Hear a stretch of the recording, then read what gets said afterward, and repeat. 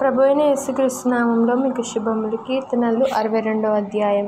నా ప్రాణము దేవుని నమ్ముకొని మౌనముగా ఉన్నది. ఆయన వలన నాకు రక్షణ కలుగును. ఆయనే నా ఆశ్రయదుర్గము, ఆయనే నా రక్షణకర్త.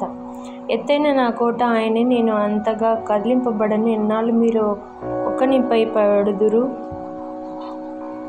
ఒరుగుచున్న గోడను పడబోవు కంచెను ఒక్కడు పడద్రోయినట్లు మీరందరూ ఎన్నాళ్ళు ఒకని పడద్రోయ చూచుదురు?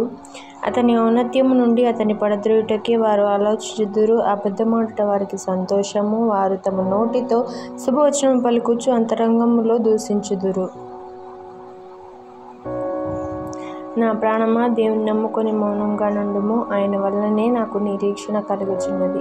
ఆయనే నా ఆశ్రయదుర్గము, నా రక్షణాధారము, నా ఎత్తైన కోట. ఆయన నేను కదిలింపబడను. నా రక్షణకు, నా మహిమకు దేవుడే ఆధారము. నా బలమైన ఆశ్రయదుర్గము, నా ఆశ్రయము దేవుని యందే ఉన్నది. జనులారా, ఎల్లప్పుడూ ఆయన యందు నమ్మిక ఉంచుడి. ఆయన సన్నిధిని మీ హృదయంలో కుమ్మరించుడి. దేవుడు మనకు ఆశ్రయము. అల్పులైన వారు వట్టి ఊపిరి ఉన్నారు. గనులైన వారు మాయాస్వరూపులు. త్రాసులో వారందరూ తేలిపోదురు. వట్టి ఊపిరి కన్నా అలకనగా ఉన్నారు. బలాత్కారమందు నమ్మిక ఉంచకుడి. దోచుకొనుట చేత గర్వపడకుడి. ధనము హెచ్చినను దానిని లక్ష్యపెట్టకుడి. బలము తనదని ఒక మారు దేవుడు సెలవిచ్చెను, 2 మార్లు ఆ మాట నాకు వినబడెను. ప్రభువా, మనుషులకందరికీ వారి వారి క్రియల చొప్పున నీవే ప్రతిఫలమిచ్చుచున్నావు కాగా, కృప చూపుటయు నీది.